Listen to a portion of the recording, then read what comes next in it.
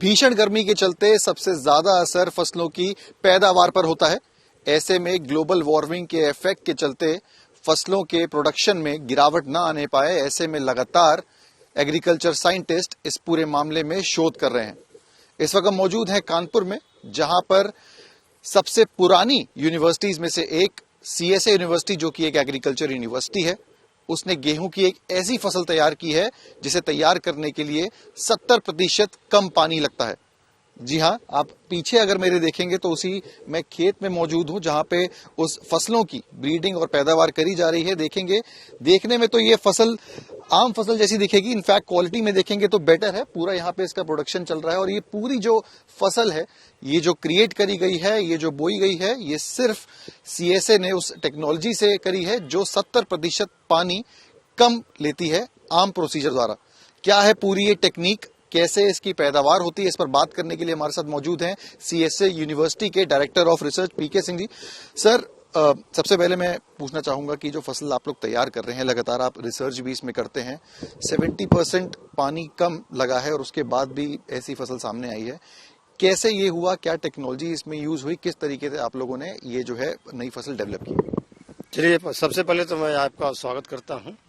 और जैसा कि आपने बताया कि हम लोग ये जो गेहूं की खेत में खड़े हैं और जहां पे हमारी के 13-17 प्रजाति को बड़े पैमाने पे जो इसका जो है खेती की गई है सीड प्रोडक्शन कार्यक्रम के लिए।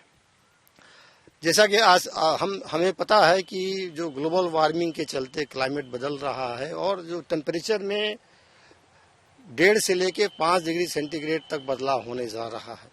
और हम जहां तक इसकी बात है, जो क्षेत्र साउथ अफ्रीका से लेके और साउथ एशिया तक, ये जैसे क्षेत्र हैं जहां पे इसका प्रभाव जो है बहुत नकारात्मक प्रभाव पड़ने वाला है।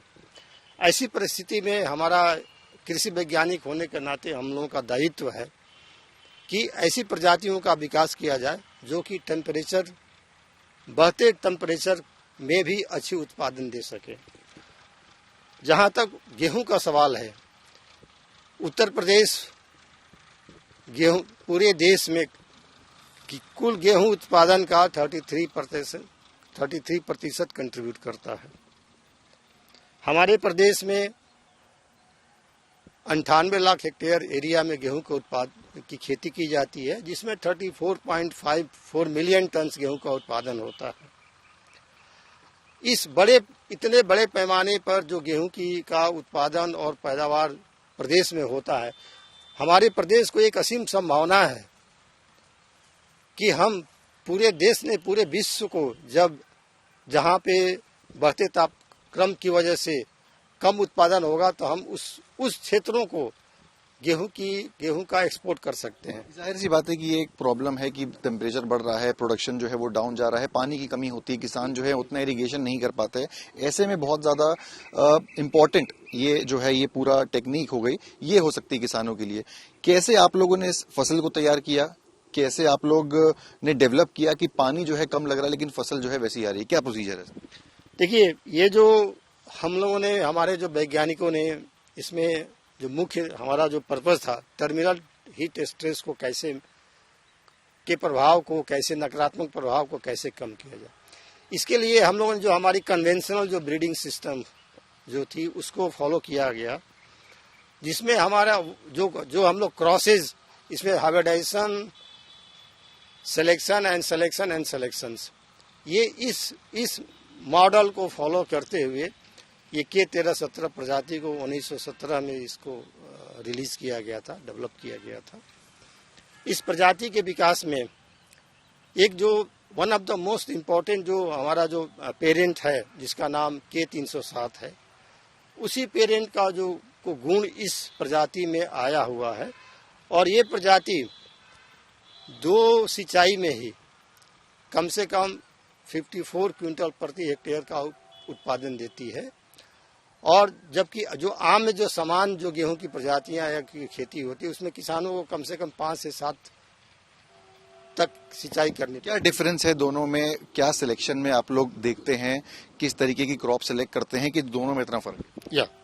देखिए, जो हमारे जो अभिजनक हैं उनका प्रयास ये होता है कि जब वो क्रॉसेस बनाते हैं, क्रॉसेस बनाने के बाद उसमें बहुत बड़े संख्या में जो हमारे जो फिलियल जनरेशन्स होते हैं उसमें बहुत बड़े पैमाने पर 1000, 10,000, 15,000 तक अलग अलग जो पौधों का चयन को उगाते हैं, फिर उसमें चयन करते हैं। जैसे हमारा इस प्रजाति के विकास के समय हमारा टारगेट ये था कि हमको जो है टेम्परेचर टॉलरेंस और मॉइस्चर स्ट्रेस टॉलरेंस गुणवत्ता उस प्रजाति में होना चाहिए। इस दोनों ट्रेट को, इस दोनों गुणों को ध्यान में रखते हुए इस प्रजाति का चुनाव किया गया। और इसमें जो हर फिलियल जनरेशन जो होता है उसमें इस चीज को लगातार इस चीज की मॉनिटरिंग की जाती है, ताकि और ऐसे पौधों का ही चुनाव किया जाता है। फिर उनके सीड को इकट्ठा किया जाता है, फिर उनको अगले साल बोया जाता है। और ये क्रम लगातार कम से कम 7-8 वर्षों तक इसको लगातार किया जाता है। उसके बाद तब जाकर कहीं प्रजाति को कहीं मल्टी लोकेशन ट्रायल्स वगैरह में डाला जाता है। आम शब्द, अगर सरल शब्दों में बोलें तो जो आप लोग सीड्स का चयन करते हैं, उनकी ब्रीडिंग करवाते हैं जिससे क्रॉप तैयार होती है, अब वो इसमें किया गया है। मतलब सही तरीके की जो आपके बीज हैं उनका चयन होना बहुत जरूरी है, सही तरीके की जो क्रॉप है उनका ब्रीडिंग होना बहुत जरूरी है। इस पे एक सवाल ये उठता है कि जो आम किसान हैं उनको तो इतनी नॉलेज नहीं है, वो आपसे सीड लेते हैं, वो आपसे आके इस फसलों के वो लेते हैं, उनको क्या आप पूरा कर पा रहे हैं? ये आम आदमी तक या आम किसान तक कब तक पहुंच सकता है, और अगर पहुंच रहा है तो क्या पूरी रिक्वायरमेंट फुलफिल हो रही है? या बिल्कुल बिल्कुल सही कहा आपने कि ये जो हमारा जो चुनाव होता है, जो पेरेंट का चुनाव क्रॉसेस बनाने में हम लोग इसी चीज को ध्यान में रखकर करते हैं कि हमें किस गुण को उसमें समायोजित करना है। जहाँ तक इस प्रजाति के बीज का प्रचार प्रसार का सवाल है, इसमें अब तक ये हमारा जो लगातार कार्यक्रम चलते रहता है। और हमारे विश्वविद्यालय का प्रयास ये है कि हमारे प्रदेश के जो 22 जिले हैं जो कृषि विश्वविद्यालय के अंतर्गत आते हैं, वहाँ के सभी किसानों तक इस प्रजाति का बीज को पहुँचाया जाए। और इस प्रयास में हम लोग अब तक कम से कम जो है 500 क्विंटल बीज इसका पैदा कर चुके हैं और किसानों के बीच वितरित किया जा चुका है। एक चीज और मैं बताना चाहूँगा कि ये प्रजाति हमारी जो है न केवल प्रदेश में बल्कि अन्य राज्यों जैसे मध्य प्रदेश है, छत्तीसगढ़ है, उत्तराखंड है, राजस्थान है, बिहार, झारखंड, अन्य राज्यों में भी काफी प्रचलित है किसानों के बीच। और इसके जो फायदे हैं, कम पानी में 54 क्विंटल का उत्पादन लेना किसानों के लिए एक बहुत बड़ी उपलब्धि है। और यही कारण है कि ये न केवल इस प्रदेश में, अन्य प्रदेशों में इस प्रजाति की बहुत ज्यादा डिमांड हो रही है। मैं आपसे जानना चाहूंगा कि हमारे साथ वो भी कृषि वैज्ञानिक मौजूद है जिन्होंने ब्रीडिंग जो है इसकी वो कहीं ना कहीं सिलेक्शन में करी है। क्या आप लोग देखते हैं जो सीड की जो ब्रीडिंग होती है, क्या सिलेक्शन रहता है, क्या प्रोसेस? देखिए, अभी आपने हमारे निदेशक शोध महोदय से वार्तालाप किया, बहुत ही अच्छी जानकारी हमारे निदेशक शोध महोदय ने आपको गेहूं की प्रजाति के 13 सत्र के विषय में बताई। मैं भी कुछ इसकी जो लक्षण हैं या जो इसकी जो किसानों के या जो बेनिफिट्स इससे ले सकते हैं वो कैसे, कौन से लक्षण हैं जिनको देख करके किसान ये कह सकते हैं बहुत अच्छी प्रजाति है। देखिए आप इस समय खेत में खड़े हैं, यदि इन पौधों को आप देखेंगे तो देखने पर ये पता लगेगा ये इसका स्टेम बहुत बोल्ड है। बोल्ड का कारण है, बोल्ड होने के से 2 फायदे होते हैं। एक तो ये गिरेगा नहीं, और चूंकि इसकी हाइट भी अच्छी है तो भूसा भी अच्छा प्राप्त होगा। इसका दूसरा करैक्टर है इसकी जो थ्रेसिबिलिटी है। इसकी बाली में आप देख रहे हैं इसकी थ्रेसिबिलिटी बहुत हार्ड है, इसका दाना आसानी से नहीं निकलता है। देख लेंगे, देखिए आज भींचने के बावजूद भी इसका दाना नहीं निकल रहा है। थ्रेसिबिलिटी हार्ड होने से एक फायदा ये होता है, जैसे पकने के समय वर्षा होती है तो वर्षा के समय ये जो फसल है, ये जो प्रजाति है, ये झड़ेगी नहीं और वर्षा का लॉस इसमें कम होगा। जैसा कि हमारे निदेशक शोध महोदय ने पहले ही बताया है कि ये प्रजाति उन सब क्षेत्रों के लिए विकसित की गई है जहां पर सिंचाई की सुविधा नहीं है या बहुत कम सिंचाई की सुविधा है। ऐसे क्षेत्रों में ये प्रजाति नेशनल लेवल पर टेस्ट की गई और नॉर्थ ईस्टर्न प्लेन जोन जो कानपुर से लेकर के कानपुर, बिहार, झारखंड, असम, ये सारे नॉर्थ ईस्टर्न प्लेन जोन के जितने भी राज्य हैं उनमें इसके ट्रायल हुए और उसी क्षेत्र के लिए यहाँ से लेकर के असम तक के लिए ये रिलीज कर दी गई भारत सरकार के द्वारा। इस प्रजाति की यदि NEPZ में नॉर्थ ईस्टर्न प्लेन जोन में ही हम देखें तो ये प्रजाति झारखंड, यदि आपने सुना होगा तो झारखंड में बहुत ही इरिगेशन की बहुत कम सुविधाएं हैं। वहां पर इस वैरायटी का जो एक पानी में जो उत्पादन क्षमता रही है 70 कुंटल प्रति हेक्टेयर रही है। मतलब बुआई के बोने के बाद मात्र एक सिंचाई देने के बाद भी ये 70 कुंटल प्रति हेक्टेयर झारखंड में पैदावार दे रही है। और वहां से भी इसकी डिमांड बहुत रही है प्रजाति की, बहुत अच्छी प्रजाति है।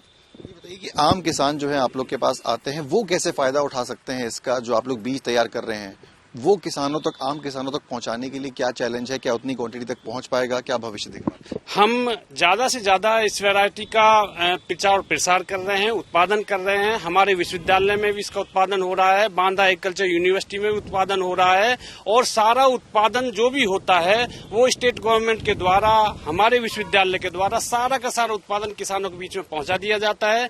अधिकतर क्षेत्रों में ये वैरायटी फैलने जा रही है, इसका सीधा लाभ किसानों को अवश्य मिलेगा। ये हमारे विश्वविद्यालय का प्रयास रहेगा। बहुत बहुत धन्यवाद हमसे बात करने के लिए। तो ये जो लोग हैं, जो ये जिनको एक डर सता रहा है या फिर एक चिंता है कि कहीं ग्लोबल वार्मिंग की वजह से, बढ़ती धूप की वजह से कहीं जो प्रोडक्शन है वो कम होने पाएगा, तो उसके लिए जो रिसर्च है जो एग्रीकल्चर यूनिवर्सिटी के रिसर्चर्स ने करी है, जिसमें कम पानी से भी जो पैदावार है उसको बढ़ाने का काम किया जा रहा है। अब ये चैलेंज है कि जो ये सीड्स यहाँ से निकलेंगे उसको किसानों तक कितनी क्वांटिटी में पहुंचाया जा सकेगा या आने वाले समय में इसका उत्पादन कितना बढ़ाया जा सकेगा, ये अपने आप में एक चैलेंज है।